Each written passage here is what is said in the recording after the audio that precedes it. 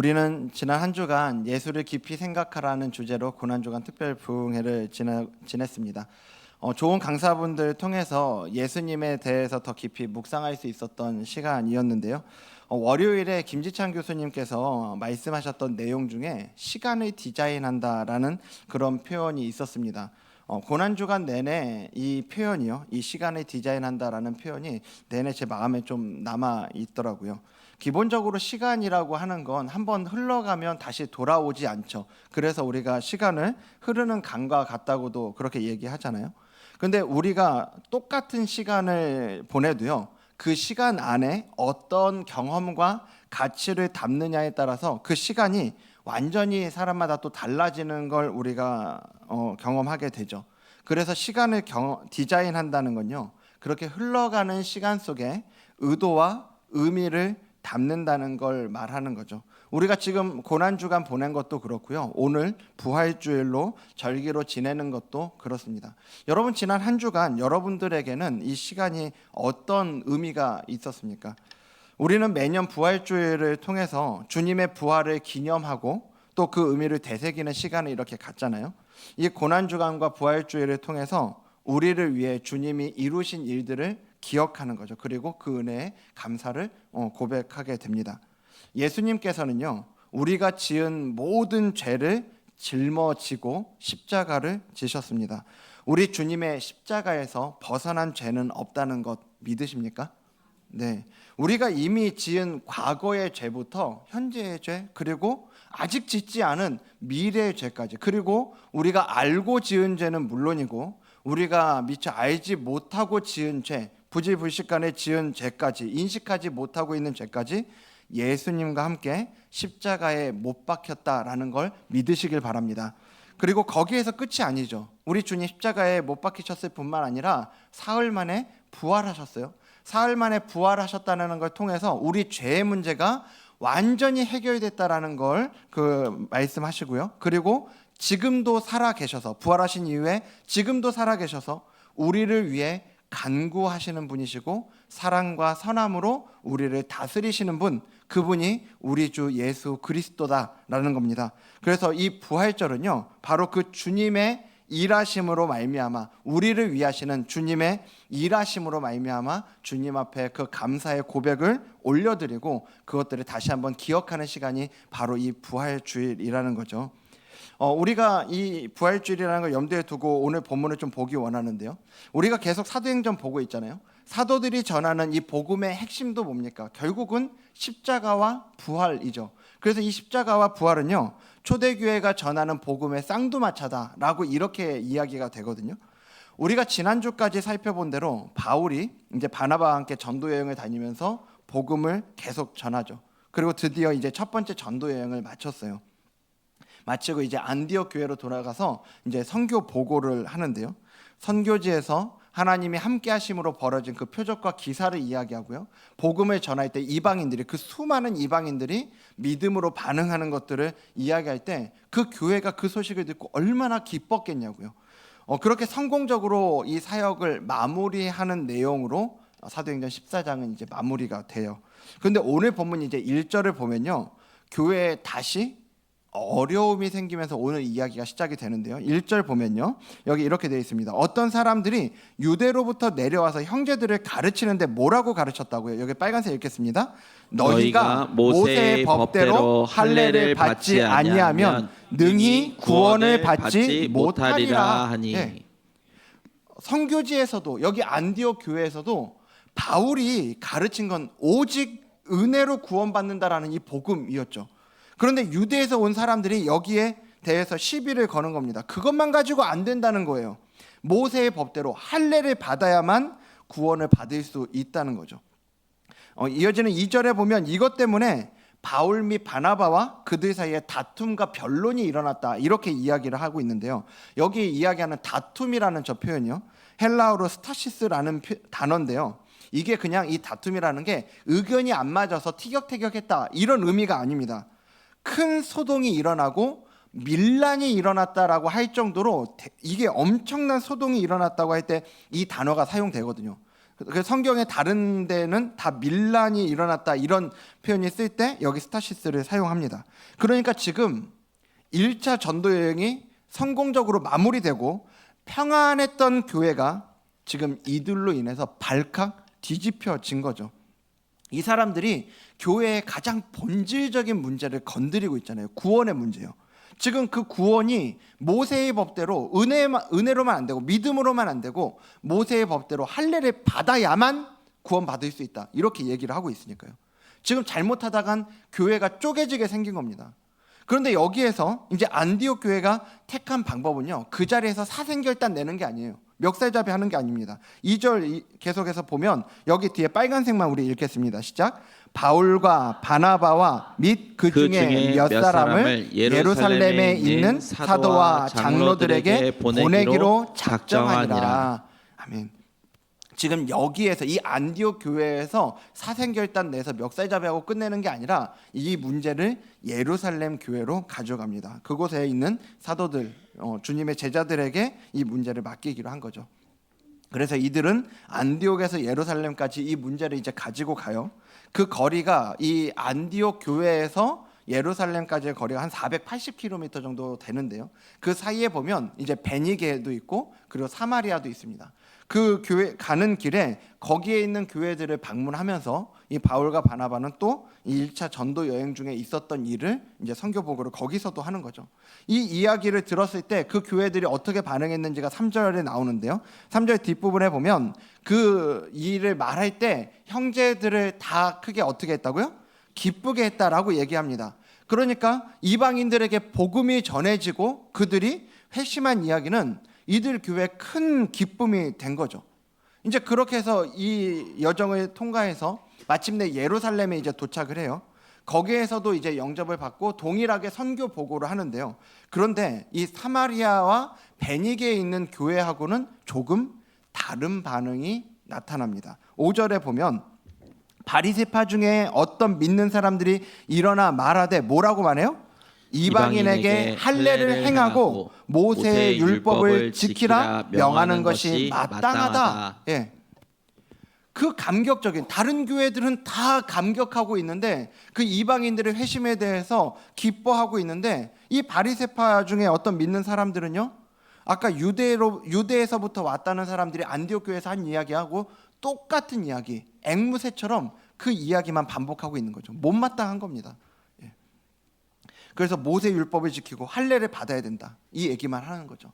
결국 이 문제를 이제 이 예루살렘 교회에서도 이 문제를 논의하기 위해서 이제 날을 정해서 회의를 여는데요. 이게 예루살렘 회의라고 하는 기독교 역사상 최초의 공교회의 회의입니다. 그리고 우리가 아는 것처럼 이 교회 회의를 통해서 이 문제가 정리가 되거든요. 초대교회가 이제 이 문제를 해결하는 과정과 그것을 통해서 세운 기준을 우리가 보면요. 그 안에서 이들이 어떤 기준을 세우고 어떤 걸 결정했는지를 통해서 예수님께서 부활을 통해 교회에 세우고자 하셨던 그 모습을 우리가 보게 되는 거죠. 그래서 이 회의를 통해서 볼 수 있는 우리가 부활의 정신을 함께 보려고 합니다. 첫 번째는요. 오직 은혜예요. 오직 은혜. 은혜로 충분하다는 겁니다. 자, 이제 회의가 벌어지면서 많은 이야기가 이제 오고 갑니다. 서로 이제 갑론을박이 벌어지는 거죠. 우리는 사실 이 회의의 결론도 알고요. 오직 믿음으로 말미암아 은혜로 얻는 구원에 대해서 귀에 못이 박히도록 들어왔잖아요.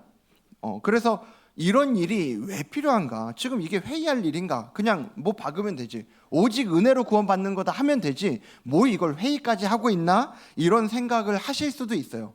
근데 여러분 오늘 우리가 알고 있는 오늘 이 교회 안에서 정리되어 있는 성경의 이 진리들 중에 많은 것들은요.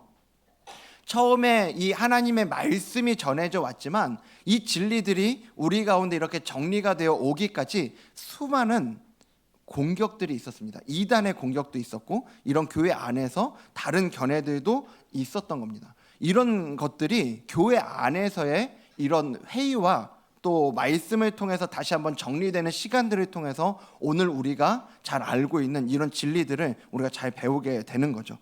그래서 그런 면에서 오늘 본문은 정말 중요한 장면인 겁니다. 만일 이 회의를 통해서 이방인들도 다 모세 율법 지켜야 되고 할례 받아야 된다라고 결론이 났다면 오늘 우리도 다 그래야 됩니다. 오늘 우리도 교회 안에서 마땅히 그것들을 지켜야 되는 그런 일들이 있었을 거예요.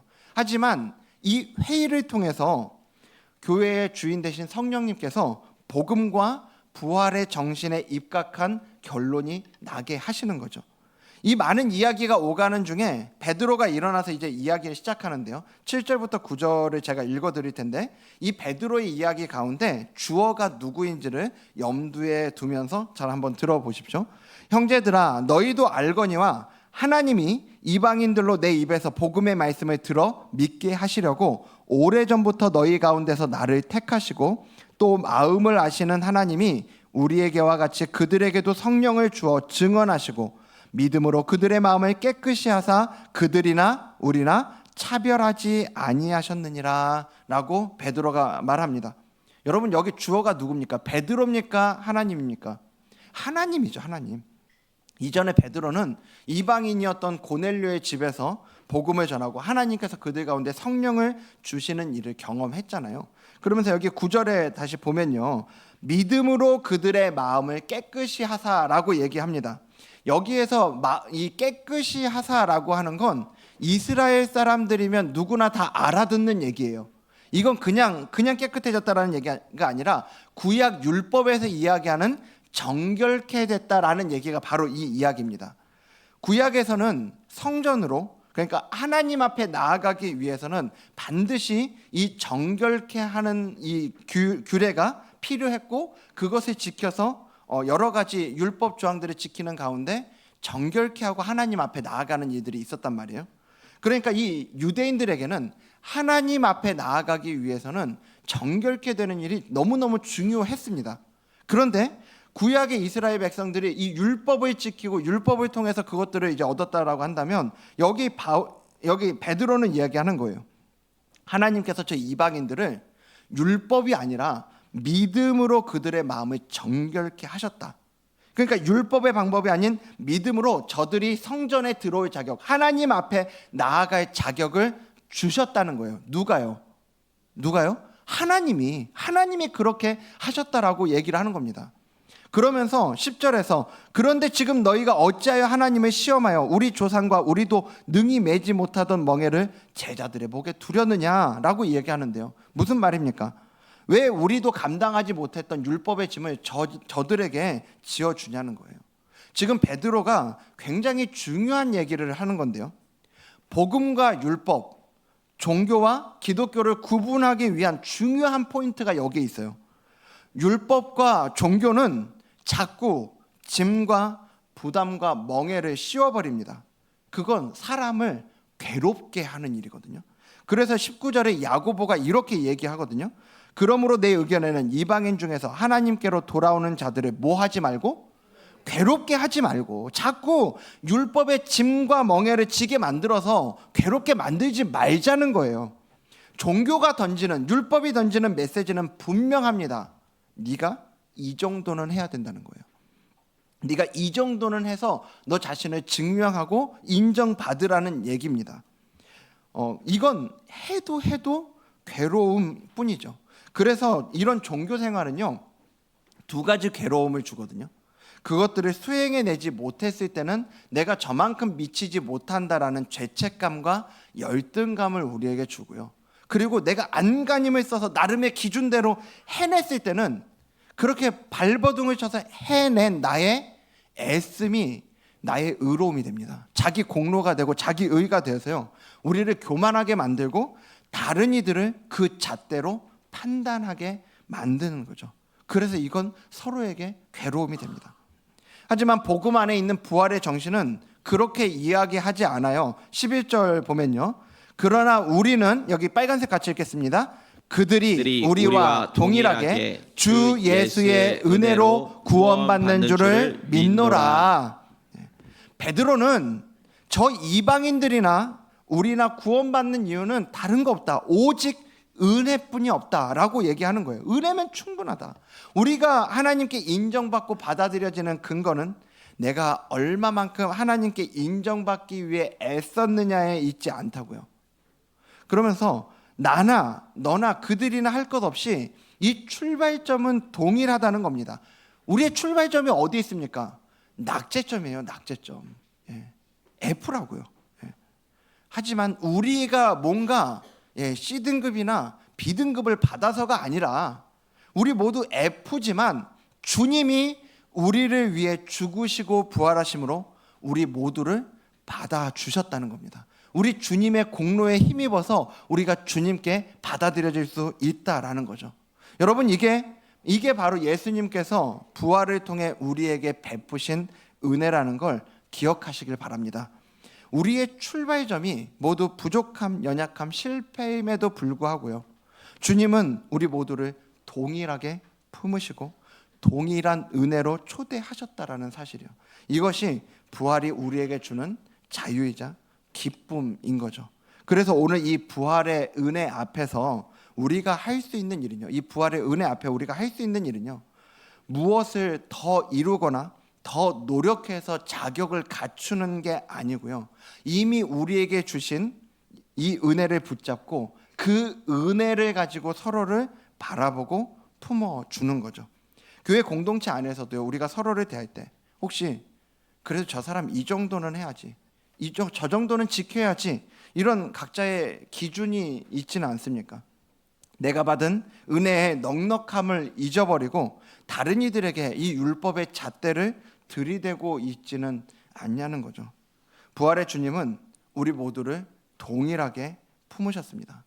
내가 잘나고 그럴 만해서가 아니라 오직 주님의 은혜로 우리 모두를 하나님의 자녀로 품으셨어요. 그래서 이제 우리도 내 기준과 내 잣대를 내려놓고 주님의 은혜로 서로를 바라보고 서로를 품어주는 공동체가 되기를 주님 이름으로 축복합니다. 두 번째 부활의 정신은요, 오늘 회의를 통해서 볼 수 있는 두 번째 부활의 정신은 우리 2번은 우리 같이 한번 읽겠습니다. 시작. 자유를 넘어선 사랑, 우리를 위해 나의 오름을 내려놓기. 자유를 넘어선 사랑이에요. 이제 베드로가 이렇게 이야기한 다음에 12절을 보면요, 온 무리가 가만히 있어라고 얘기하거든요. 여기 가만히 있어라고 얘기하는 건 움직이지 않았다라는 얘기가 아니라 다 조용히 하고 있었다, 입을 다물고 있었다, 이 얘기입니다. 거기에다가 이제 함께 예루살렘 교회의 지도자였던 야고보가 이제 결론을 내려요. 선지자 아모스의 말씀을 인용하는데요, 제가 16절부터 18절까지 같이 볼 건데요. 자, 이후에 내가 돌아와서 무엇을 다시 지으며 다윗의 무너진 장막을 다시 지으며 또 그 허물어진 것을 다시 지어 일으키리니 이는 그 남은 사람들과 내 이름으로 일컬음을 받는, 빨간색이요, 모든 이방인들로 주를 찾게 하려 함이라 하셨으니, 즉 예로부터 이것을 알게 하시는 누구의 말씀이라? 주의 말씀이라. 그러니까 야고보는요, 이 이방인 구원의 문제를 결론을 내면서 단순하게 개인의 어떤 경험, 개인의 감정, 개인의 가치관을 가지고 결론 내지 않습니다. 오히려 구약의 선지자 아모스서의 이 하나님의 말씀을 인용하면서 하나님께서 이미 오래전부터 이방인들도 주님의 이름을 부르게 하실 것을 예언하셨다, 말씀하셨다라는 걸 분명히 얘기해 주는 거죠.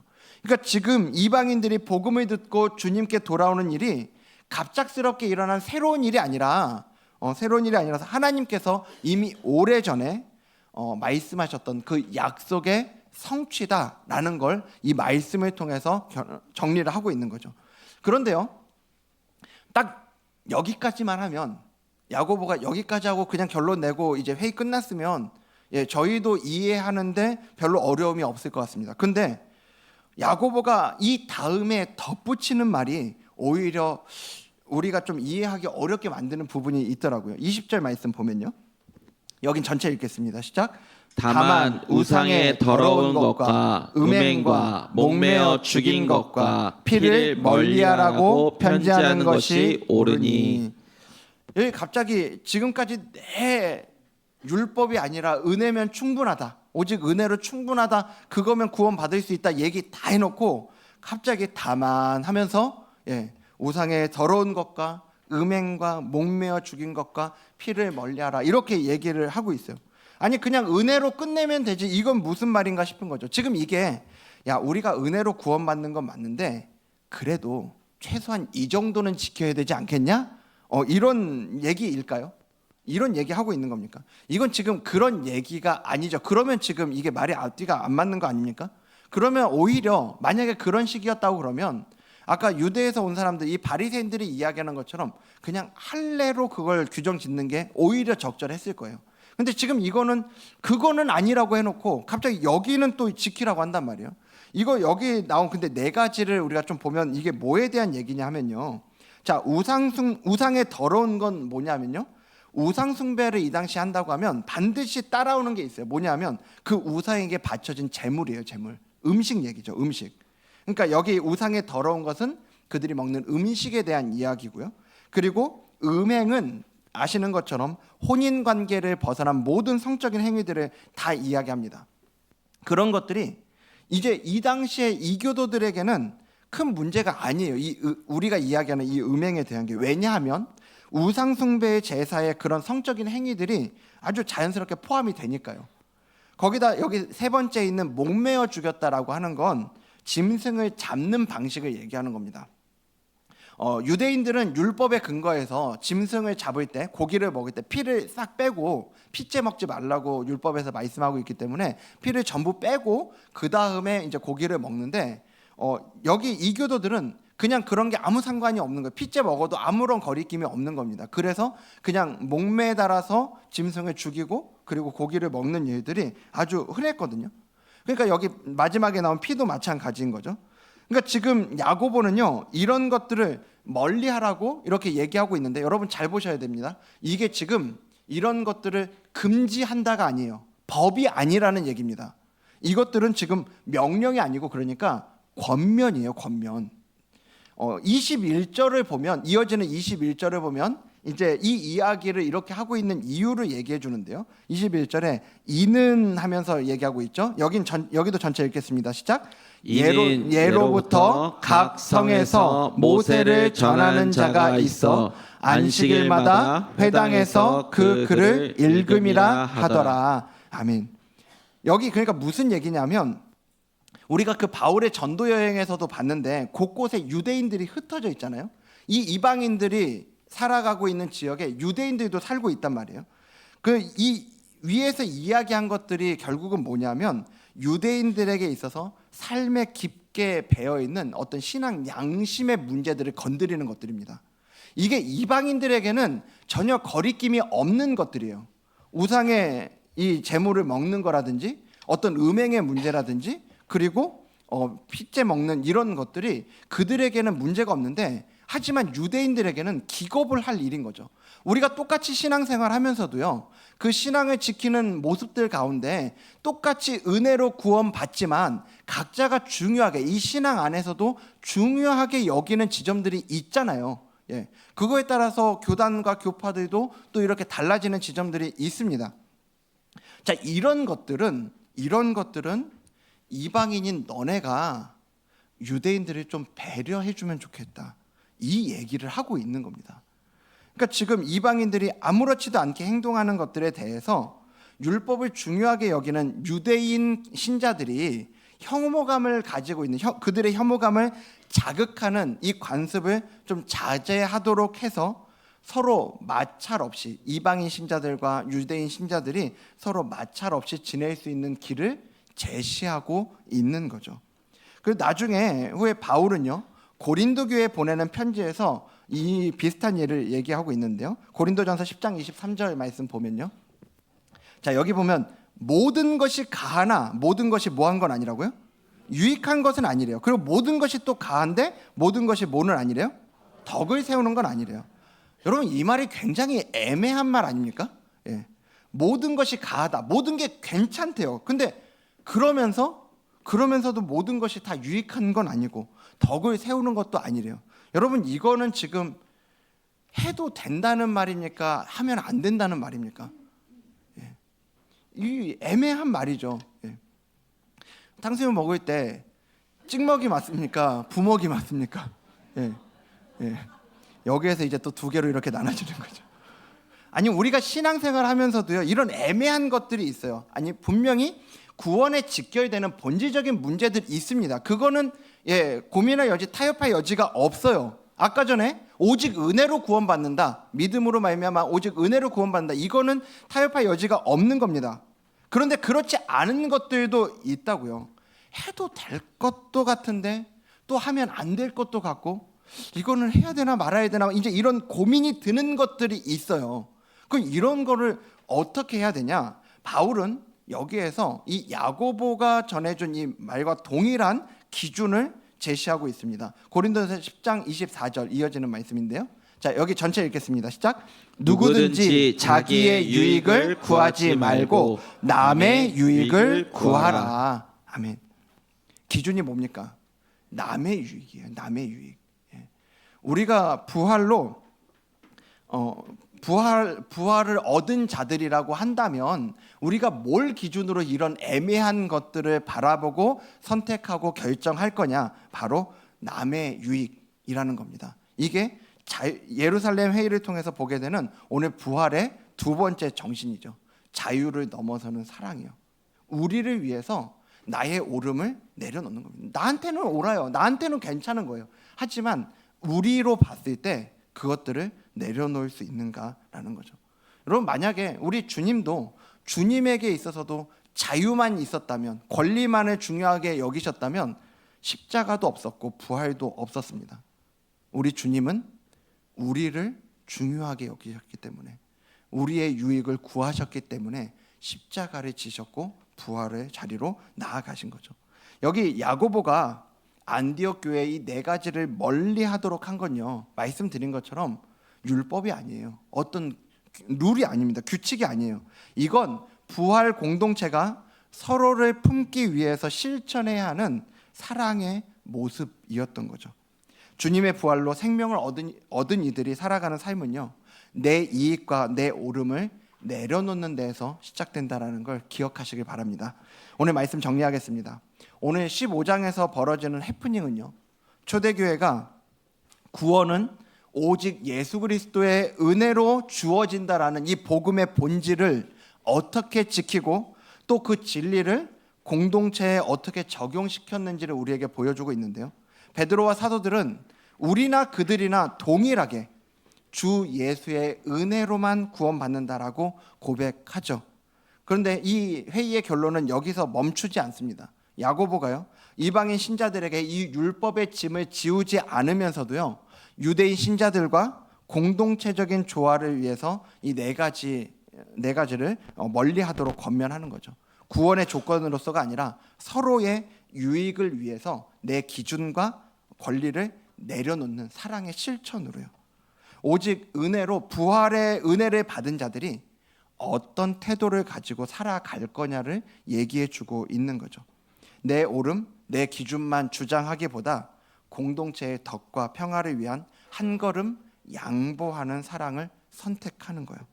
여러분, 부활의 은혜는 우리 모두를 동일하게 품으시는 그 주님의 사랑에서 시작되는 줄 믿습니다.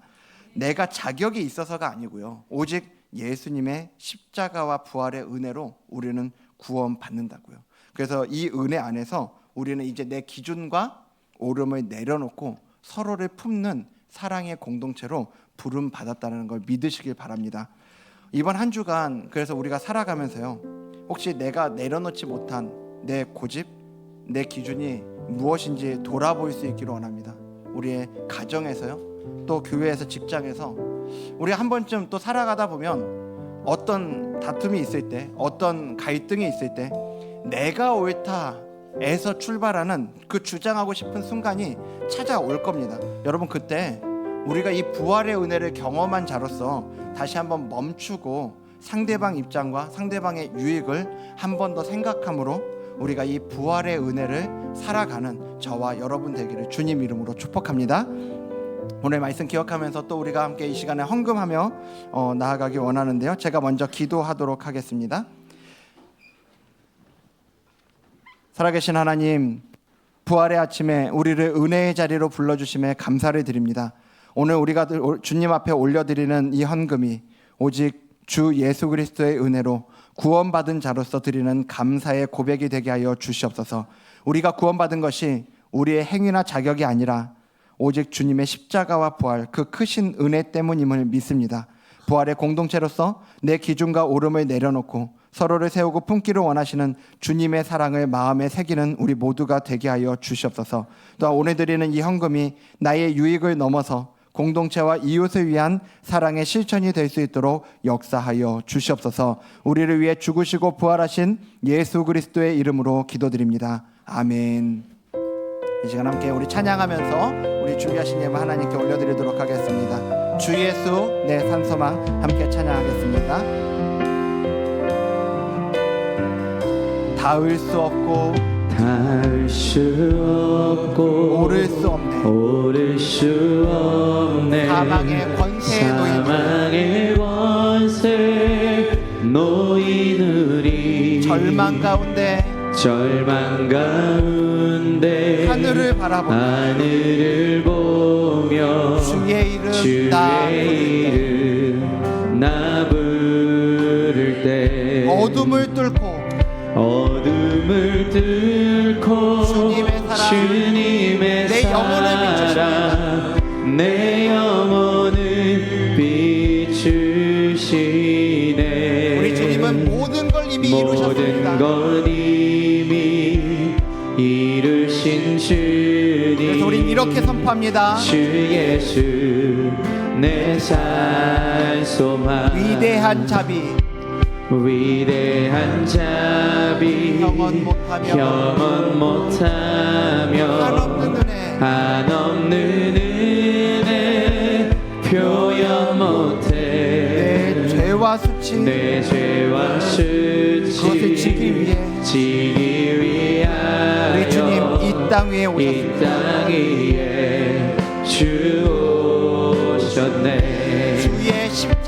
주의 십자가 날 구원하사 우리를 왕의 자녀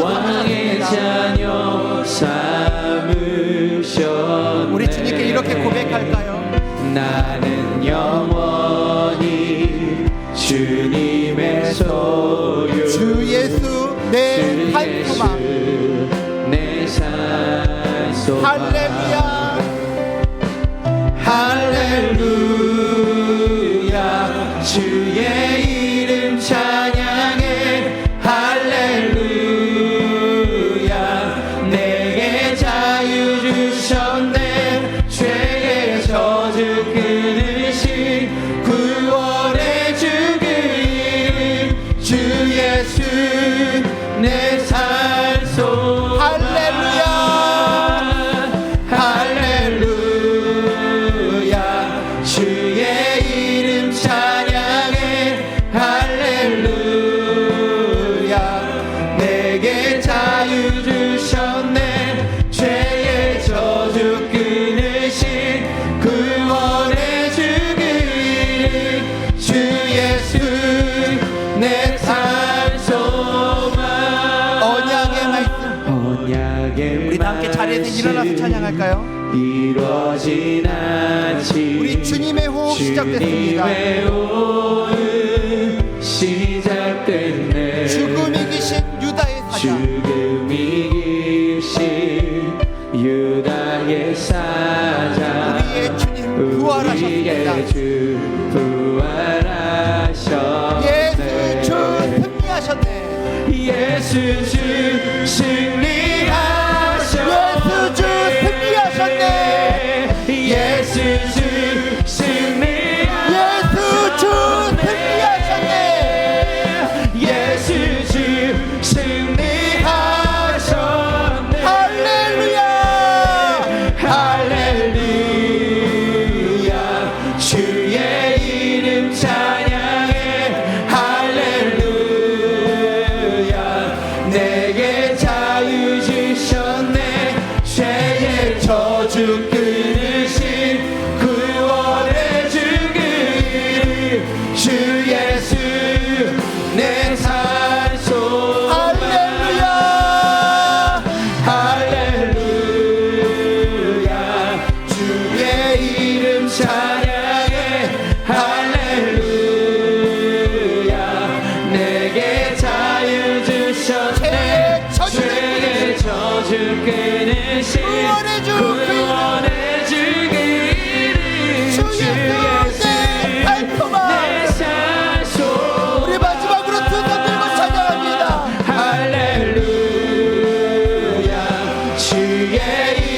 찬양해 할렐루야 내게 자유 주셨네 죄의 저주 끊으신